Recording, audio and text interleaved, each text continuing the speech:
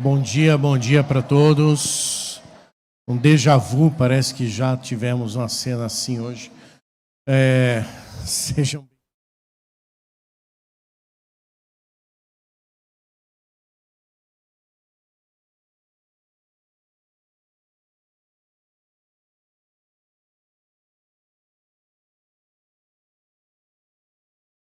uma atividade especial, né?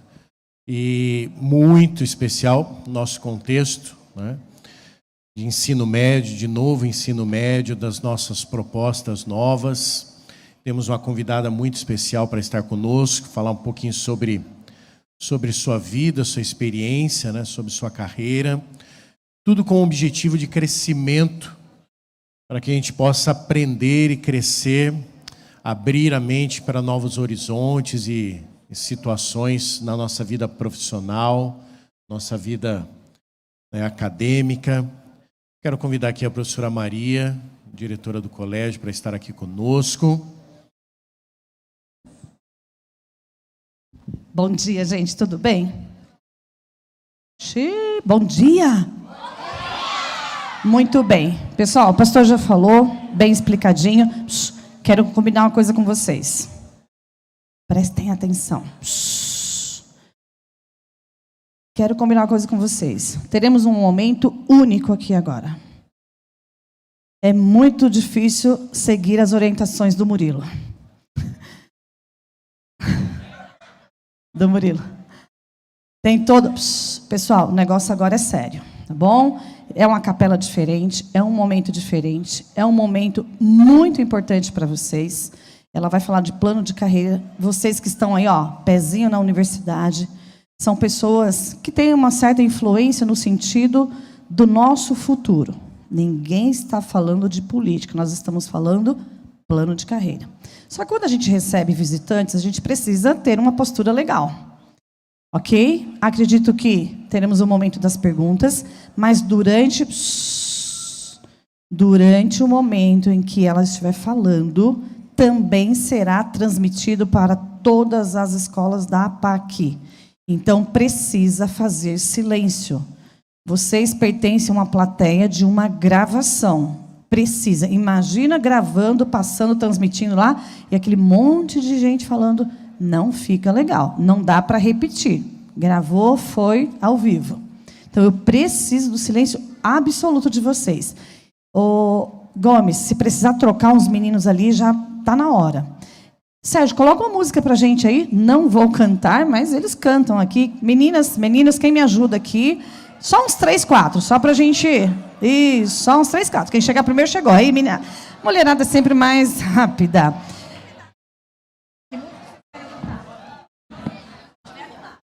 Som, 1, 2. Ah, meu grava de novo. Aquela rumo ao ar lá, vocês conhecem? Rumo ao ar. Qual vocês conhecem? Não, meu grava.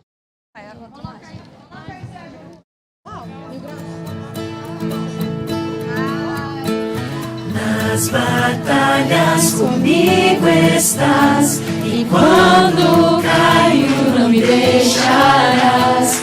Teu amor vai me guiar. Eu sinto paz mesmo em bravo mar. Eu sinto paz mesmo em bravo mar. No silêncio eu posso ouvir tua voz dizendo estou aqui. Teu amor vai me guiar. Eu sinto paz mesmo em bravo mar. Eu sinto paz mesmo em bravo mar.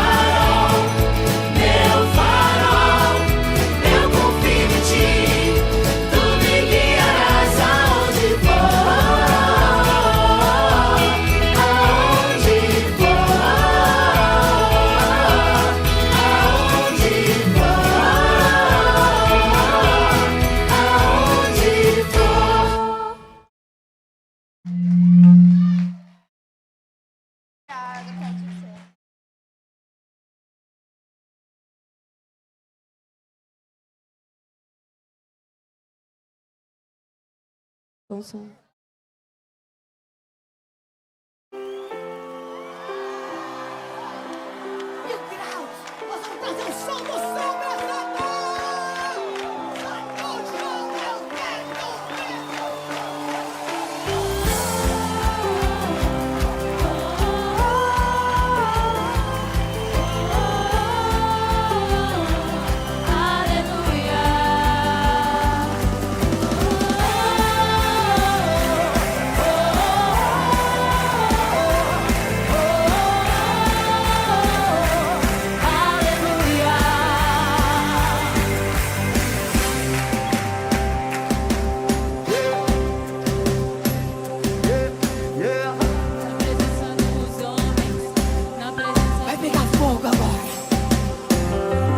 Na presença dos homens, na presença dos anjos, sempre eu te louvarei, te louvarei.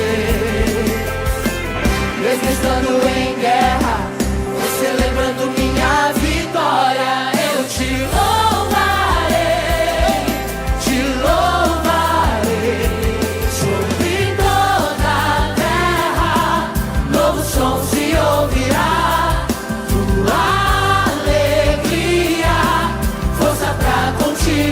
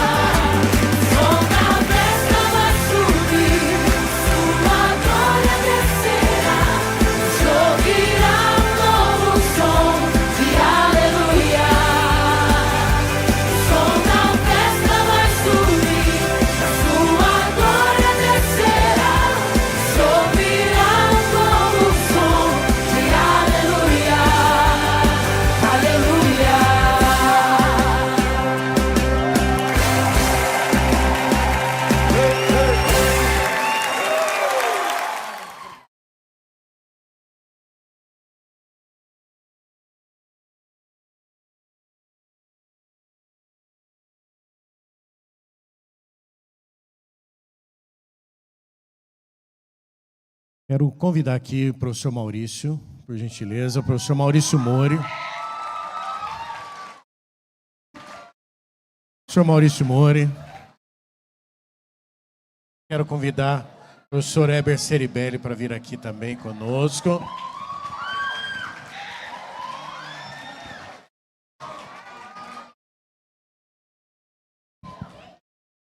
Vai, tio, né?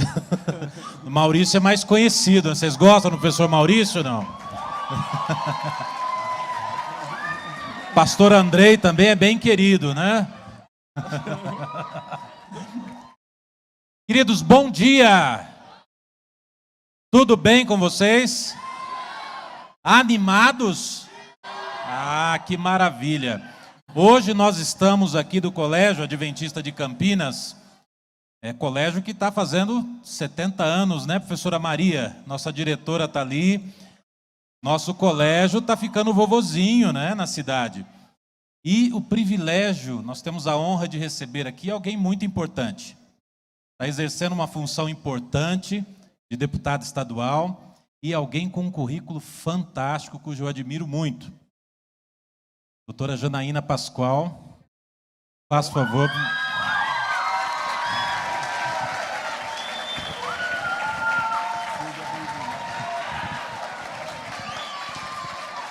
O professor Maurício vai apresentar o seu currículo, mas gostaríamos de dizer aqui, em público, que é um privilégio tê-la aqui conosco. E você viu pela reação dos meninos aqui, você é admirada por eles, que a grande maioria nem eleitor ainda é. Mas Deus abençoe o seu trabalho, o seu ministério lá na Assembleia, e que essa palestra sirva de exemplo. Aliás, seu currículo já serve de exemplo para essa garotada que tanto precisa de bons exemplos. Deus abençoe você. Seja bem-vinda, deputada. E eu gostaria, professor Heber, que o senhor ficasse aqui para fazer a oração inicial. A gente sempre abre, professora, com uma oração, por favor. Vamos orar. Grandioso Deus, eterno Pai, te agradecemos, Senhor, por todas as ricas bênçãos que tem nos concedido, pela vida, pela saúde e pela oportunidade, Senhor, de te conhecermos. Senhor Deus, abençoe aqui a doutora Janaína Pascoal, que em meio a tantas atividades que tem, tirou um tempo para estar aqui conosco, para prestigiar o nosso colégio. Abençoe as nossas famílias que estão aqui representadas, de pais e alunos, também a família dela de maneira muito especial e toda a sua equipe. E é o que lhe pedimos por Jesus. Amém. Amém. Obrigado, professor. Muito obrigada pelas orações, obrigada pelo convite, pelo carinho. Eu gosto muito de estar entre crianças e adolescentes, porque eu acredito muito nessa força. Sempre gostei, não é agora que eu estou deputada, sempre, né? Sempre gostei de apostar na força das crianças, dos adolescentes, na força da juventude do Brasil. Não com aquela ideia, vocês são o futuro, tal. Eu entendo que vocês são o Brasil. Então, a gente tem que começar a trabalhar esse presente, né, para ter sempre um futuro forte. E é muito interessante, porque na Assembleia, toda manhã tem alguma escola fazendo visitas. E coincide que eu sempre passo no plenário, porque a gente tem que assinar um ponto, né? E a gente pode assinar em qualquer momento do dia. Mas é muito coincidência. Toda vez que eu passo no plenário para essa finalidade, de manhã, tem uma escola visitando. E eu sempre faço questão de conversar, né, com os alunos. Às vezes, professor Maurício, são alunos pequenininhos assim, são muito fofos, eles levam até lanchinho para fazer no meio da Assembleia.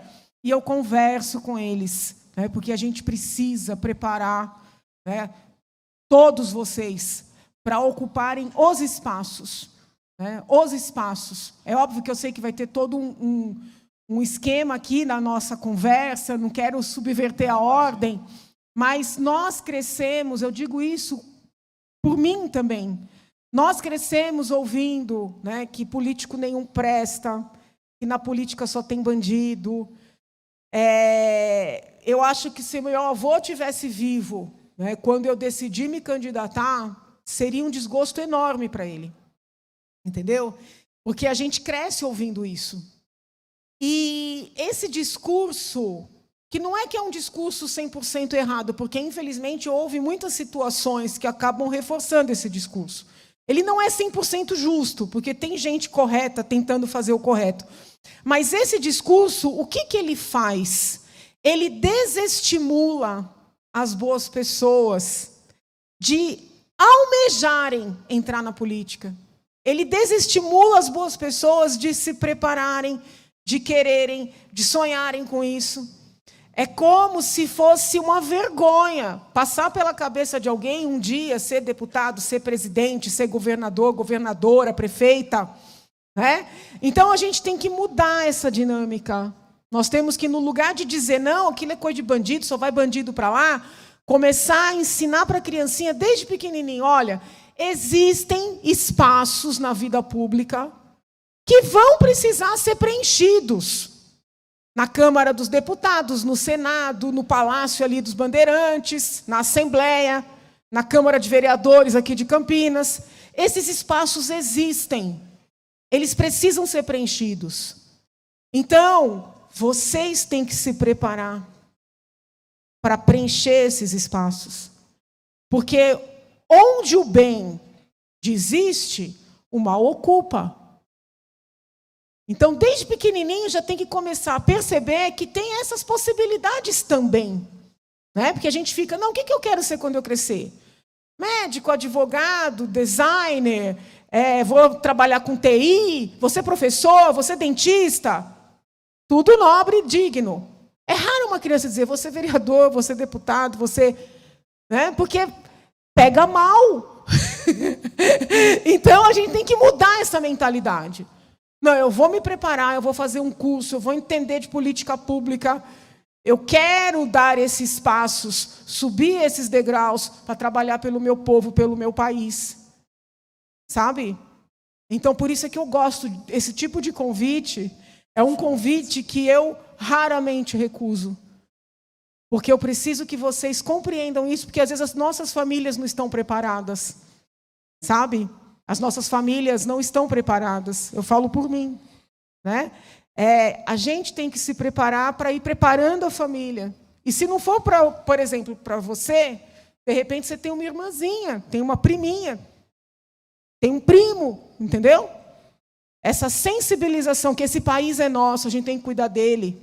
Né? Esse povo é precioso para o mundo. A gente tem que valorizar. Estou à disposição. Ficar mais à vontade. Doutora Janaína, obrigado. Nós combinamos que eu iria chamá-la de Janaína, por favor. A pedido da senhora. A Janaína Conceição Pascoal, ela é professora de Direito Penal na Universidade de São Paulo. Ela é doutora em Direito Penal e livre docente pela USP. Ela é um dos maiores nomes do direito penal no Brasil, uma pessoa que começou com uma vida simples e galgou nesse período todo uma vida de honradez, de princípios e valores. E nós somos muito gratos, eu, em nome da Educação Adventista, eu agradeço a presença da senhora. A senhora está hoje num colégio com 70 anos, a nossa rede no Brasil tem 126 anos de presença no Brasil, é a maior rede educacional do mundo, não é? Em número de escolas, em volume de alunos, e também uma das que mais dá bolsas de estudo no mundo. Então, a senhora sinta à vontade que a casa é sua. E eu gostaria de começar com a senhora, do início, como que uma menina, filha de imigrantes, nasce em São Paulo, nasce em Taubaté? Não, nasci na capital. Nasceu na capital. Nasce na capital. Como foi esse início da vida da senhora, até a escolha pela profissão que a senhora acabou abraçando, que é o direito? Bom, novamente eu agradeço, professor Maurício, o convite, a honra de estar aqui, poder compartilhar um pouco da minha história. Acho que é importante, né? É importante ouvir profissionais das mais diversas áreas. Eu nasci na capital de São Paulo, nasci no bairro da Água Rasa, e depois mudei para o Tatuapé, cresci no Tatuapé, que é a zona leste de São Paulo. Os meus avós paternos infelizmente já falecidos, eram pernambucanos.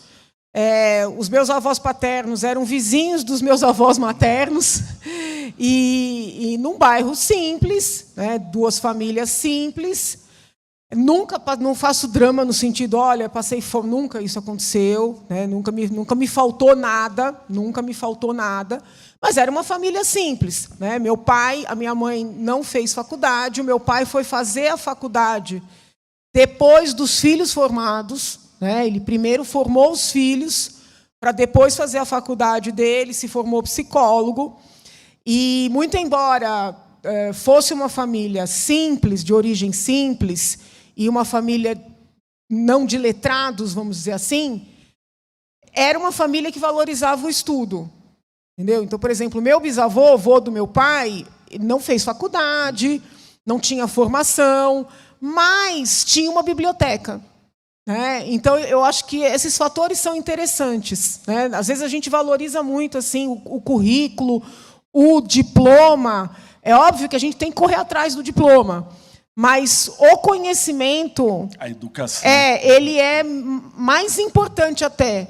Então, por exemplo, eu lembro que meu avô tinha muitos livros, né, mas não era uma pessoa graduada. Meu pai sempre valorizou os meus avós, principalmente os paternos.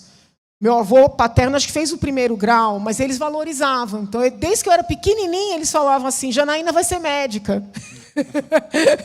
Janaína vai ser a médica da família. Né? Acho que todos os pais falam. Todo mundo quer um médico na família. Querem conforto maior do que você está passando mal, ligar para alguém. Né? E, por enquanto, não tem esse médico na família.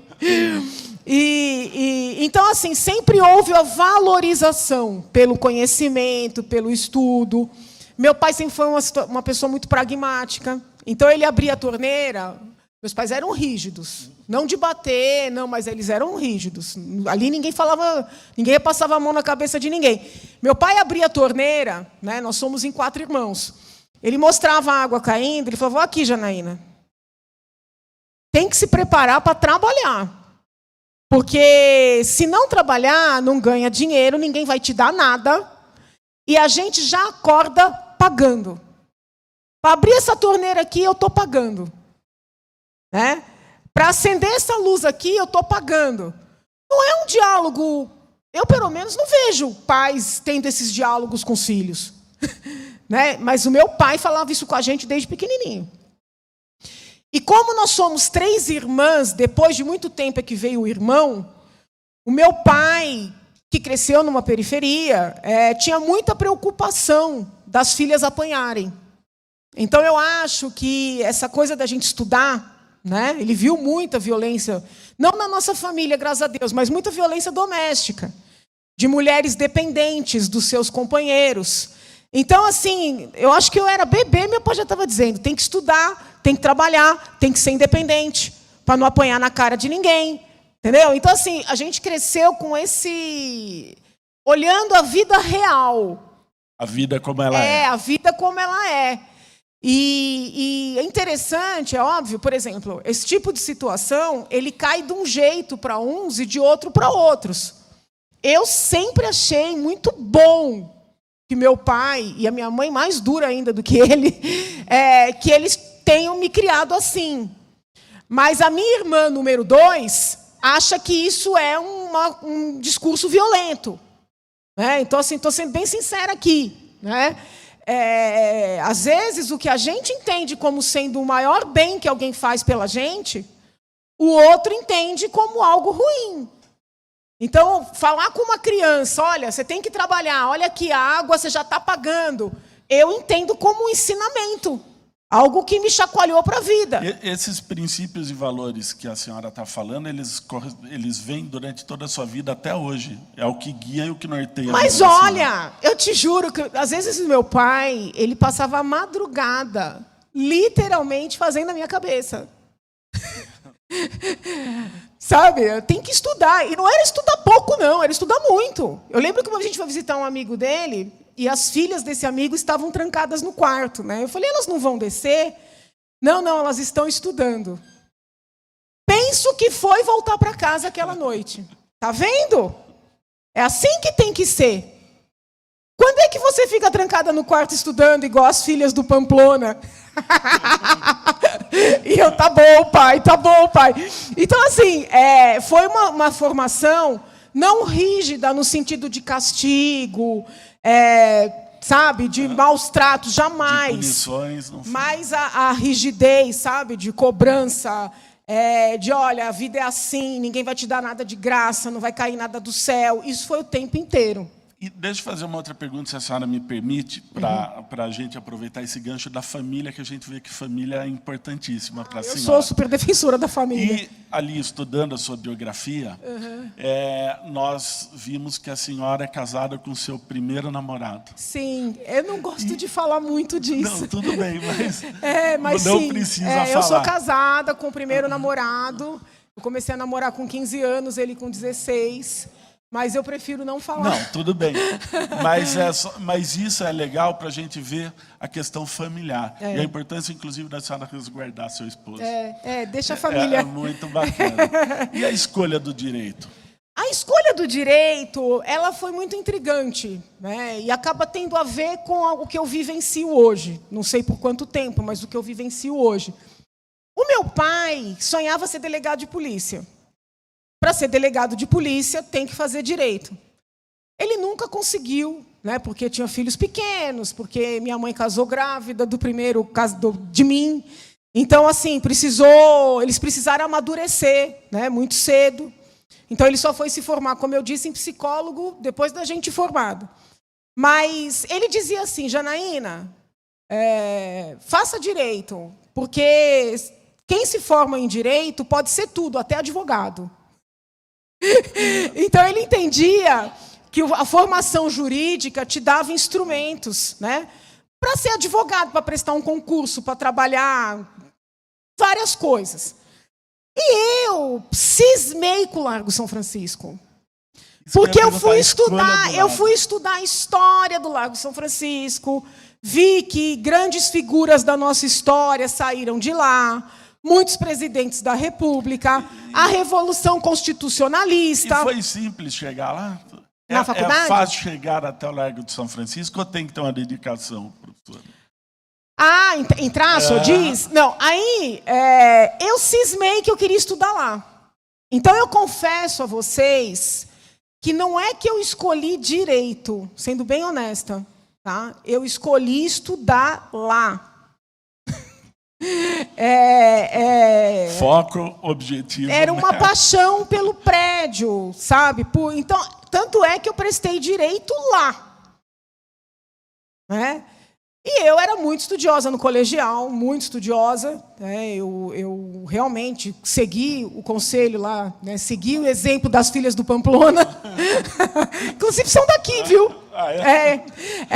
Aqui de Campinas. Eu segui o exemplo das filhas do Pamplona, comecei a estudar demais.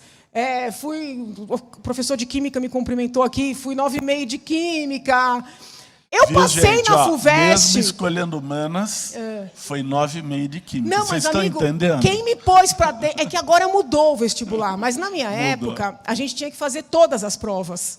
Não era assim, quem é de humanas faz humanas. Então, eram todas as provas. O que me colocou para dentro da USP foram as exatas.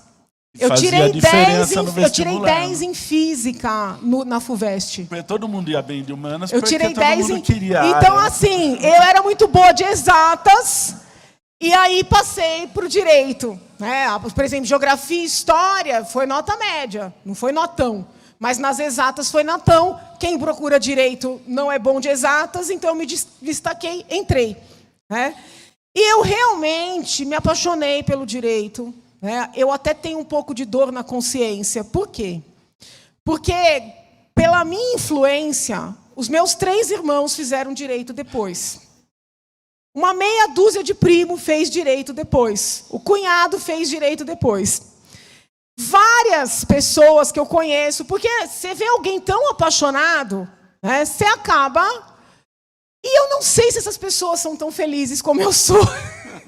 Então, às vezes, eu me sinto um pouco culpada, sabe? E de ser tão entusiasmada com tudo que eu faço. Né? Eu tenho essa característica de me apaixonar pelas coisas que eu faço, entendeu?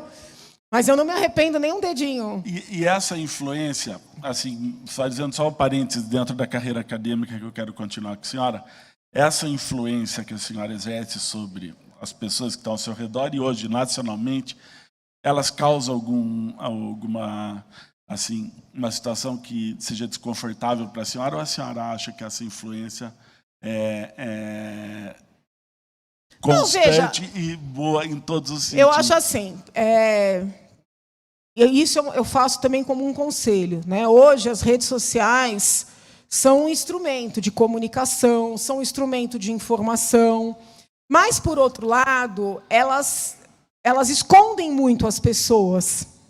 E aí as pessoas acabam libertando, muitas vezes, o seu lado pior. E a agressividade é muito grande. Então, por exemplo, eu hoje, depois de tudo que eu passei, né, eu me sinto uma pessoa muito forte. Mas eu não sei se uma pessoa menos forte aguentaria tanta agressão. É muito xingamento, é muita cobrança, é muita acusação. Então, a pessoa menos forte pode não suportar. Tá? Então, por exemplo, eu não me importo com tudo isso. Mas a minha mãe lê os comentários e deprime. Então, eu fico falando para ela, não leia. Não leia, porque o sentimento dela é assim. A minha filha trabalha tanto, faz tudo tão certo, gosta tanto, se dedica e é tão xingada, entendeu? Então, assim, tem dois lados. O lado ruim, porque a família padece, a família sofre, né, com essa exposição. O lado bom é que eu acredito que eu tenho coisas boas a falar. Sim. Então, eu acho que é uma função, é uma missão, sei lá como chamar. Então, que eu quero contagiar as pessoas, né, para o bem, para cuidarem do país. Eu tenho pautas, não só agora que eu estou deputada, na vida, né? Eu tenho pautas que eu considero saudáveis, né, de você cultivar o respeito na família, o respeito com o próximo, de evitar ao máximo, né, álcool, cigarro, drogas. Eu tenho essa preocupação com jovens se preservar. Meninas e meninos. Porque muitas vezes tem um discurso das meninas se preservarem, né, das meninas se resguardarem. Mas eu vejo as meninas e os meninos muito iguais. Então, eu também, no lugar de eu buscar uma igualdade entre homens e mulheres, e as mulheres passarem a fazer tudo que os homens sempre fizeram, na minha cabeça é o contrário. Os meninos também precisam se cuidar, se valorizar, se resguardar.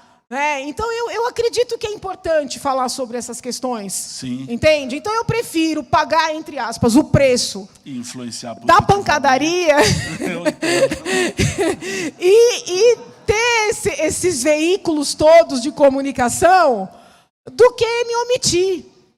Tá certo. E uma outra pergunta. A senhora, quando decidiu a carreira, a senhora nunca pretendeu uma carreira jurídica no judiciário ou no Ministério Público, ou mesmo como uma delegada, ou sempre foi para a advocacia? Então, até o 3º ano da faculdade, eu pensava em prestar concurso para promotora, tá? Porque eu tinha muito na cabeça assim, promotor de justiça. Eu entendia que o promotor não tinha o papel de acusar, ele tinha o papel de promover a justiça, o que é verdade, mas nem sempre acontece na prática.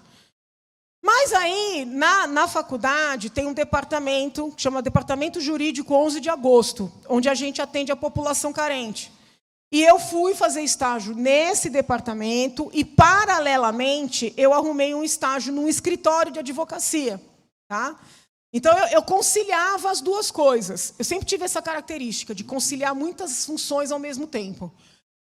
Eu conciliava as duas coisas, eu atendia muitos clientes no departamento jurídico, questões assim que mostram a vida como ela é. Né? Então, eu lembro de um caso de um pai que veio para pedir a guarda dos filhos, porque a mãe das crianças, que já estava separada dele, se envolveu com drogas pesadas e consumia essas drogas na frente das crianças. Então, assim, no departamento jurídico, são essas as coisas que chegam. Sim. E eu estava no 3º ano da faculdade.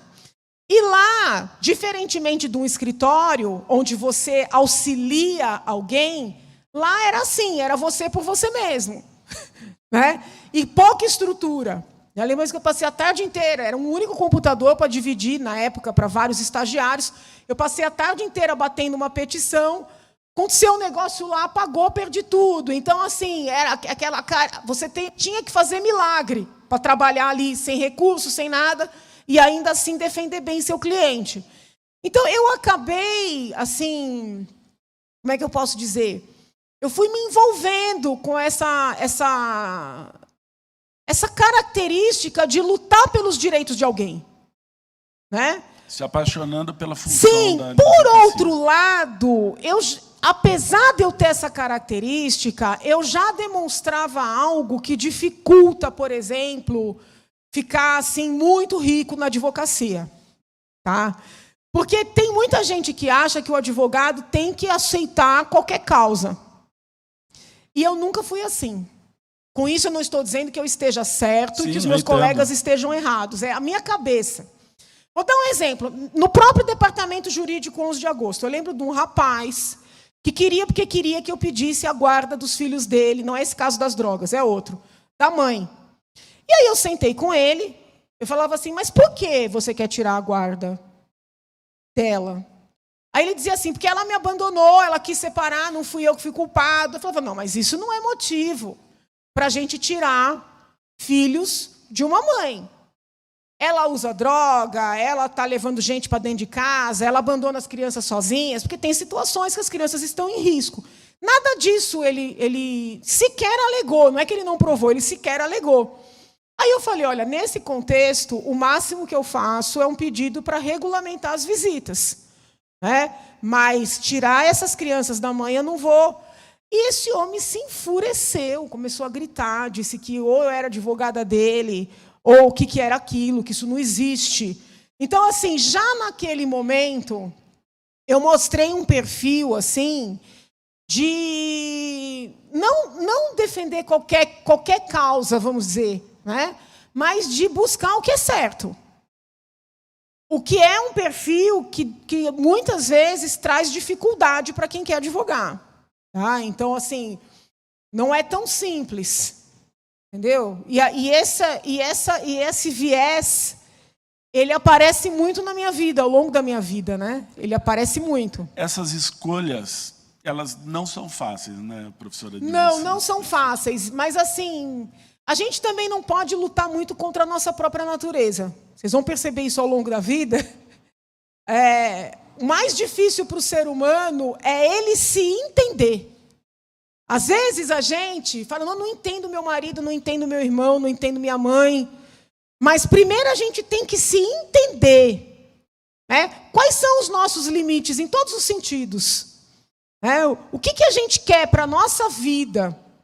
O que a gente quer significar nesse mundo? Então, assim, essas perguntas, que são muito difíceis, às vezes a gente demora uma vida inteira e não consegue responder. Mas quando a gente começa a entender qual é o nosso limite, a vida fica mais fácil, sabe? Qual é o nosso propósito? Então, eu às vezes entrava em choque. Eu falava, nossa, mas fulano quer me contratar, é uma baita de uma contratação importante, e eu estou dizendo não, então eu não sirvo para advogada? Mas eu sempre fui boa advogada, eu sempre trabalhei bem nas causas que eu abracei, com afinco, defendendo teses muito assim vanguardistas, muitas vezes virei situações. Então, como assim não é uma boa advogada porque não aceita qualquer causa? Mas foi isso, aos poucos eu fui me conhecendo.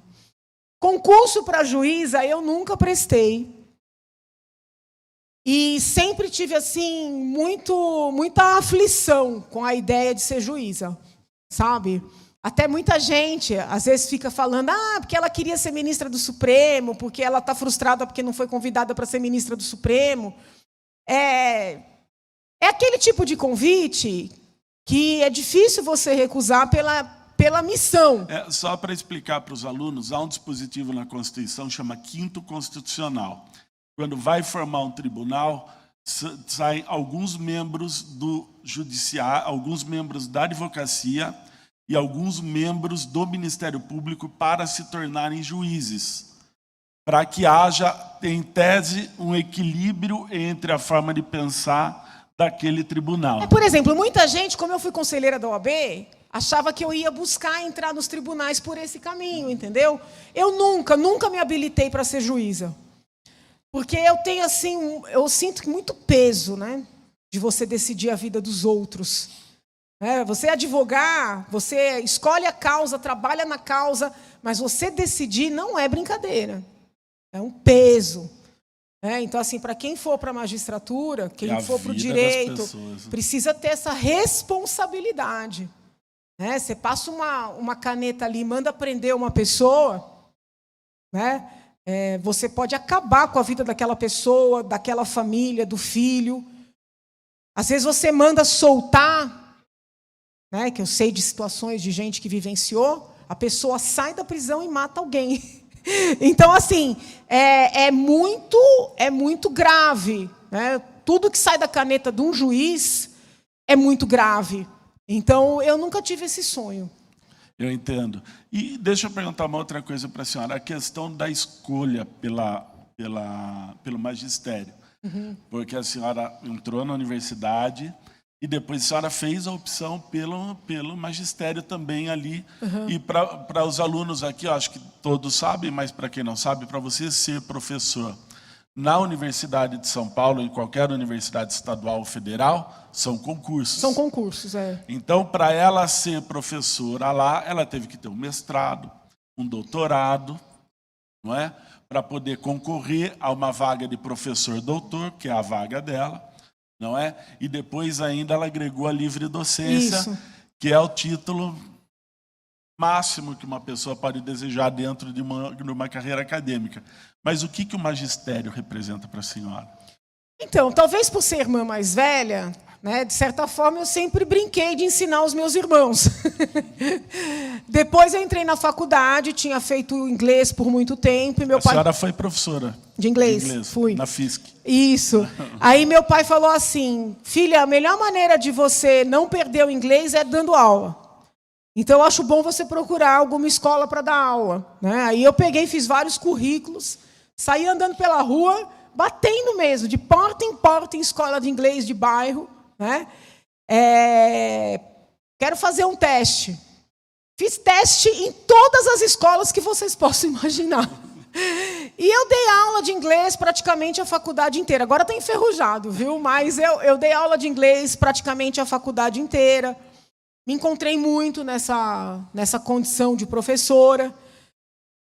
Quando eu estava terminando a faculdade de Direito, como a minha família não é da área jurídica, não é da vida acadêmica, eu confesso que eu estava no 5º ano e eu nem sabia que existia mestrado e doutorado. Aí eu ouvi uma conversa de que, olha, fulano foi aprovado, vai fazer mestrado. Eu falei, mas espera aí, não é o último ano? Não, tem a pós-graduação. E assim, gente, eu confesso a vocês, não foi por status, não foi para ter título, que eu nem sabia para que prestava título, mas eu não queria sair do prédio.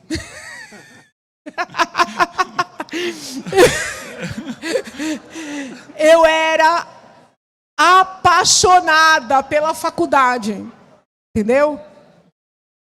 Eu não queria sair do prédio. Aí eu descobri uma maneira de continuar indo lá todo dia. Eu prestei o concurso para o mestrado. Conforme você está dentro de uma pós-graduação, aí você começa a entender, o que é uma carreira acadêmica, quais são os passos a serem dados, as oportunidades. E eu rapidamente comecei a dar aula em faculdades particulares, porque aí é só currículo. Faculdade particular, você não precisa prestar concurso, algumas sim, mas a maioria não. Então, eu ia fazendo o mestrado, que depois eu converti para doutoramento, trabalhando no escritório que eu já trabalhava, já tinha sido efetivado, e dando aula à noite, dando aula aos sábados de Direito. Quando eu terminei o doutoramento e abriu vaga para concurso na USP, aí eu prestei o concurso. E dentro da carreira tem vários concursos, eu fui prestando vários. Fui aprovada no doutoramento, fui aprovada no concurso de ingresso, fui aprovada no concurso de efetivação, no concurso de livre docência, que aí a gente vira professor livre docente ou associado, que é o nome. Quem olha ali associado acha que não é professor de verdade, mas é só o nome, é professor de verdade, sim.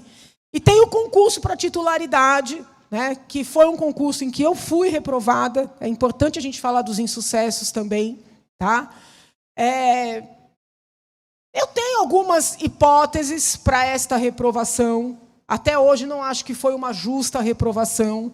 Mas não sei se as minhas hipóteses são as hipóteses que correspondem à realidade. Né? Muita gente diz que isso é desculpa de... Quando a pessoa, vamos dizer assim, é reprovada e cria uma ideia, né, para essa reprovação, isso é desculpa de fracassado. Né?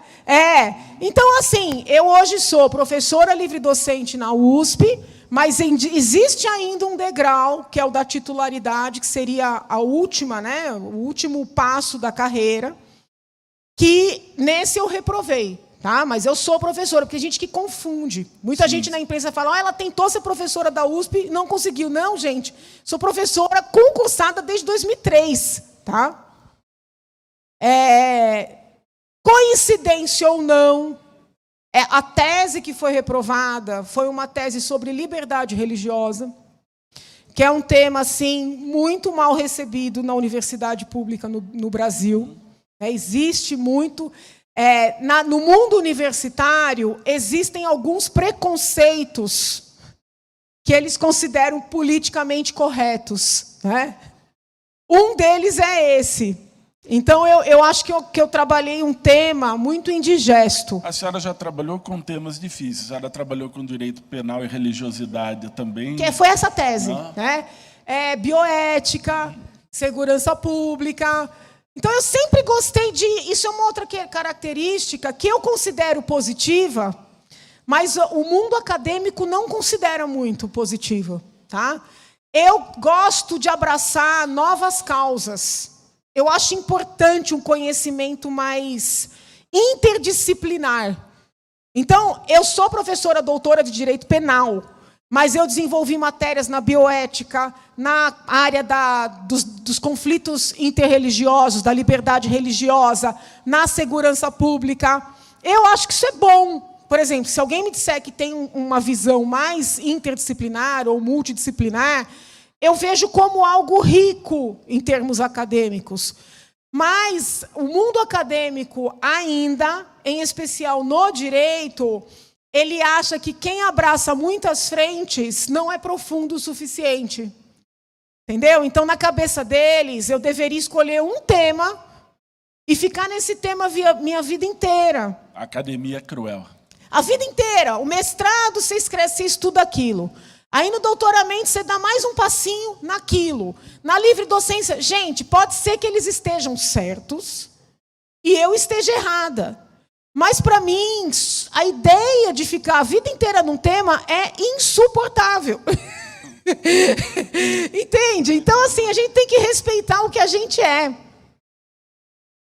E professora, a senhora, eu estou chamando de professora por Janaína, a senhora trabalhava num dos maiores escritórios do país, do Dr. Podival. A senhora é formada por difíceis escolhas, porque abandonar uma posição num escritório onde nós estamos confortáveis já, né, estabilizados, para a senhora tocar o seu escritório. Como que essas escolhas na vida, a gente tem que... Eu tenho um amigo que fala assim, Janaína, não dá para fazer omelete sem quebrar ovos, né? Então, eu sempre tive chefes muito duros. Roberto foi um chefe muito rígido. Ana Sofia, que foi minha chefe na Secretaria de Segurança Pública, muito rígida. Trabalhei um período para o professor Miguel Reale no Ministério da Justiça, muito rígido. A senhora o acompanhou no Ministério da Justiça. Por longo tempo. Não muito, porque ele só ficou 4 meses. Eu acompanhei como orientanda no doutoramento, mas no Ministério ele ficou pouco. Então, eu tive só chefes rígidos, nunca tive um chefe tranquilo, nunca tive. E eu estava trabalhando nesse escritório, estava já na condição até de associada, muito embora na advocacia o pessoal chame de sócio, mas não é sócio, tem um dono, entendeu? Só que é o seguinte, o escritório começou a crescer muito, E eu sempre tive um perfil muito controlador, né? Sempre gostei de controlar. Mesmo eu não sendo a chefe, eu mandava muito. O escritório começou a crescer, começou a pegar causas, que são causas respeitáveis, importantes, mas não eram as causas nas quais eu gostaria de trabalhar. Que a senhora teria prazer em trabalhar. Então, assim, começou a ter conflito nesse sentido. Não com as pessoas, não com briga. Com a graça de Deus, acho que todos os lugares de onde eu saí bem. Né? Houve lá alguns embates na USP, mas não acho que seja uma situação assim de portas fechadas, porque eu estou licenciada, né? Sim. Porque para cumprir o mandato tem que tirar licença. Uma licença não remunerada, eu estou licenciada, acabando o mandato, eu volto para a USP. E aí eu percebi que a vida no escritório, ela estava emperrando o meu desenvolvimento humano. Entendo. Entendeu? Do ponto de vista profissional, eu estava muito bem. E eu tive convites de escritórios ainda maiores, né? Convites assim, que são convites que as pessoas esperam a vida inteira para receber. E eu agradeço os convites, agradeço a Deus, porque não é, a gente tem sempre que ser grato. Mas eu senti, como ser humano, que eu precisava ir para outros espaços. Né? Talvez esse perfil público sempre estivesse muito arraigado e eu ainda não conseguisse, vamos dizer assim, identificá-lo. Entende? Então, pode ser isso. Aí eu decidi sair, recebi convites até maiores, agradeci, recusei e abri um escritório pequeno. Mas a senhora já tinha um grande escritório em casa, né? De irmãos. Com os meus irmãos, entendeu? Sim. Aí eu abri esse escritório pequeno com os meus irmãos. Por um período fui trabalhar em Brasília, trabalhei na Secretaria de Segurança Pública, ou seja, eu diversifiquei as minhas atividades. Sempre tive um envolvimento social também. Porque hoje eu percebo muito isso. Eu percebo as pessoas que estão começando, até na advocacia, elas querem ter atividades profissionais, remuneradas. É muito comum isso. É o escritório, onde é que eu vou receber uma aula paga? Eu sempre tive um perfil social, no sentido de atividades não remuneradas. Entenderam? Então, por exemplo, presidi o Conselho de Entorpecentes, que é um cargo não remunerado. Integrei o Conselho da OAB por anos, cargo não remunerado. Participei da direção do IBCCRI, Instituto Brasileiro de Ciências Criminais, você não ganha nada. Então, assim, eu sempre precisei... A função social do seu trabalho. Eu sempre precisei desse outro lado. Né? De participar de debates, de dar palestras, aulas, sem nenhum tipo de contrapartida. Muita gente olhava e falava, mas é trouxa. Entendeu? Muita gente. É trouxa. Trabalhou o dia inteiro e vai dar uma aula à noite sem ganhar nada. E muitas vezes, e é muito interessante, às vezes a mesma instituição convidava outras pessoas que eram pagas e eu não. Então, assim, muitas vezes... Mas eu sempre achei que eu aprendi muito com tudo isso. Sabe? Eu nunca achei perda de tempo, eu nunca achei que eu estava deixando de ganhar dinheiro. Eu sempre achei que eu aprendi muito com essas atividades paralelas ao meu trabalho, porque eu nunca deixei de trabalhar. Né? Então, assim, é maneira de pensar. Sim. E, para quem não sabe, a professora Janaína, a deputada Janaína, a doutora Janaína, ela é a deputada recorde de eleitores. Ela é a deputada mais votada do Brasil, com o maior número de votos. E houve um start. É difícil para a gente não aprofundar muito nesse tema, mas que o start foi que a professora Janaína, vocês estão tendo a oportunidade de ter alguém que entrou para a história do país. Quando vocês olharem nos livros de história, vocês terão a oportunidade de ver o nome da professora Janaína ali. Ela foi, junto com o professor Miguel Reale Júnior e com o professor Hélio Bicudo, foram os responsáveis por tecer a peça inicial do impeachment da presidente Dilma. Então, a professora...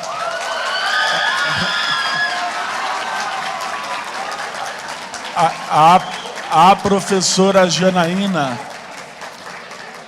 ela entrou para... Presta atenção, gente. Ela entrou para a história do Brasil com essa circunstância.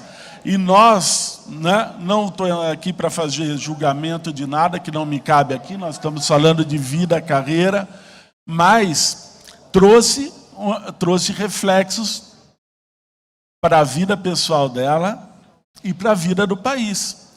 E são escolhas que são muito difíceis, né, professora? Eu não sei quanto tempo a senhora ficou matutando ali, se vamos, não vamos. Foi tão interessante, porque parece que naquele processo, parece que ter iniciado aquele processo, ter tocado aquele processo, fosse como uma explicação para mim mesma do porquê eu fui fazer direito. Dado que eu nunca sonhei em ser advogada, juíza, promotora, né? E é tão interessante, né? Minha ligação com a minha avó sempre foi muito grande, ela queria muito que eu fosse médica. E quando eu estava no colegial, um dos professores me chamou e disse que eu tinha nota para ser médica. Então, eu tive que decidir não ir para a medicina, né? E aí eu falava assim, gente, é Deus. Porque se eu fosse médica, eu jamais conseguiria pegar esse sentimento que está na rua, porque as manifestações já estavam acontecendo, né? Sim, sim. Eu não conseguiria pegar esse sentimento e transformar num instrumento, que foi a denúncia de impeachment, o pedido de impeachment. Então, foi muito interessante perceber a utilidade dos meus estudos, né? E olha que legal que é a gente ser estudioso. Um pouco antes do processo de impeachment, tinha tido uma alteração no Código Penal dos crimes contra as finanças públicas. Essa alteração, ela foi decorrência da Lei de Responsabilidade Fiscal. E eu lembro de conversar com gente da área que dizia assim, ai, que parte chata. Ai, não quero estudar isso, que coisa chata. Eu não sei te explicar por quê. Não é que eu amava, porque quem é que gosta muito de estudar finanças, entendeu? Mas eu entendi que era importante. Aí eu peguei um semestre inteiro para ensinar para os meus alunos toda essa mudança legislativa, a lei de responsabilidade fiscal, a alteração dos crimes contra as finanças. Eu trabalhei, os alunos fizeram trabalhinhos, levantando casos concretos, apresentando na sala. Eu nem pensava em impeachment, nem sabia O ensinar é um método de aprendizagem também? Então, assim, quando começaram a sair as notícias das irregularidades nas contas públicas, eu já tinha estudado toda a teoria. Entenderam? Então, assim, ninguém mandou eu estudar aquilo. Ninguém mandou eu trabalhar com a turma aquela matéria. Eu entendi que era necessário. Porque quando você presta um concurso para ser professor, você tem alguma autonomia, né? Tem um programa, mas você tem alguma autonomia entre o que você vai aprofundar, o que você vai desenvolver, o que você vai debater. E eu, por alguma razão que não sei explicar, tinha aprofundado muito essa parte. Quando surgiram as matérias nos jornais, porque olha, porque isso aqui, houve esse gasto, houve esse empréstimo, não foi contabilizado, eu falei, não, peraí. Tem coisa grave aí. Então, assim, eu acho que é uma coisa meio divina mesmo, porque então, eu ali consegui, e eu vinha já indo às manifestações, eu tenho um perfil, eu não gosto de autoritarismo. Eu não gosto de estar num ambiente em que as pessoas não possam debater, não possam discordar, não possam refletir. Entendeu? Eu não gosto. Eu vivia numa universidade, primeiro como aluna, depois como professora, onde eu que pensava diferente, era massacrada. Então eu ia para as manifestações, indignada com uma série de coisas, e, sobretudo, com esse autoritarismo, e eu sentia, eram muitas pessoas infelizes, insatisfeitas, cada uma por uma razão. Mas quem tinha o conhecimento jurídico do instrumento que a gente podia afastar aquele grupo que estava no poder, era eu. Então eu comecei a trabalhar na peça, né, no pedido de impeachment da ex-presidente. Só que eu, talvez por não ser de uma família que tem assim um nome, né, na política, no direito, talvez por ser mulher, não descarto isso, eu achava que eu tinha que encontrar alguém para fazer. Eu queria levar toda a ideia, levar a petição, entendeu? Mas eu queria encontrar alguém. E eu comecei a bater na porta de um monte de gente, explicar, olha, está aqui o crime, tal. E ninguém fazia. Porque não queria prejudicar o escritório, porque não queria prejudicar a família, porque não queria prejudicar a carreira. Aí eu percebi que eu tinha que fazer. Então eu falei, eu vou tomar essa iniciativa. E quem quiser vir junto, que venha. E efetivamente ganhou muita força. Né? Ganhou muita força. E mesmo nós não estando, né, o país não estando numa situação assim que a gente possa dizer que é perfeita, nós como país, né, eu considero que foi muito importante, porque eu acredito firmemente que estaríamos pior.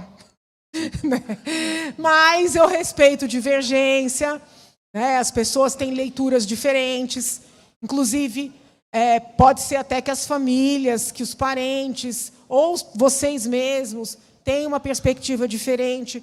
Isso faz parte da democracia, né? O que é importante é que cada um de nós, de maneira respeitosa, responsável, possa defender as próprias convicções. Professora, né? Nosso tempo aqui de transmissão está encerrando. É uma pena, nós ficaríamos aqui o dia inteiro, não é verdade, gente? Mas eu gostaria de que a professora Maria viesse para fazer o agradecimento. Eu sou muito grato à senhora. Imagina! E a sua presença, e a Karen, que nos atendeu com uma delicadeza desde o princípio. Já está acabando, que pena. Eles estão me pedindo para que traga novamente, né, num outro momento, para continuar falando com eles. Nos identificamos bastante. Como escola, nós também gostamos de presentear e com aquilo que nós acreditamos ser interessante para a continuidade, não só da vida acadêmica, mas na vida profissional, pessoal e principalmente aí no desenvolvimento dos alunos. Eu quero pedir ajuda. Eu vou pedir ajuda aqui. Maurício, pega ali para a gente, por favor. Tem uma lembrança. A gente está procurando ela. Isso, mas... Ah, está aqui. Ok, pastor. Não poderia ser diferente. Livros para compor. Então, vamos no centro aqui, só para a gente sair bem na foto. Aqui, só vou pedir para você... Isso, um pouquinho aqui. Pessoal, salva de palmas como agradecimento. Muito bem, muito bem.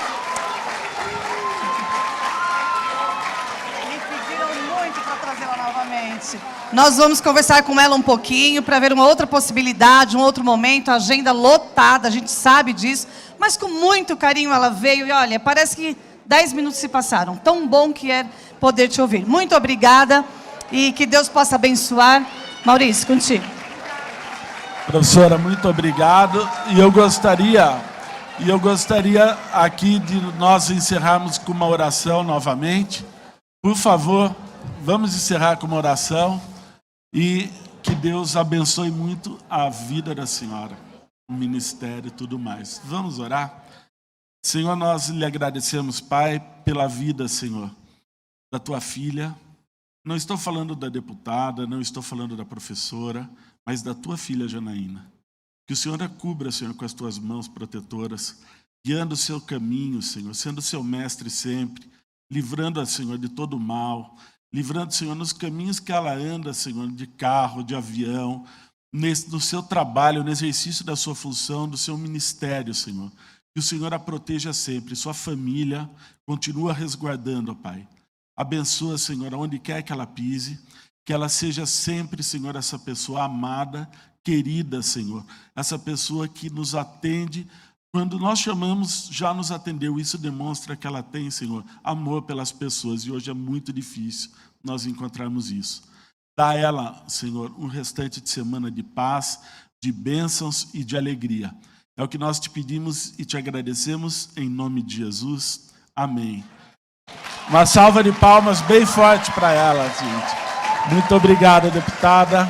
Seja sempre bem-vinda.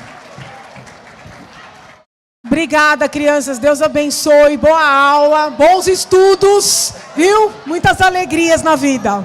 Obrigada. Estudem. Pessoal, a saída apenas pela minha lateral esquerda aqui, tá? Com carinho, com cuidado. Os monitores vão acompanhar vocês. É horário de saída também, estacionamento.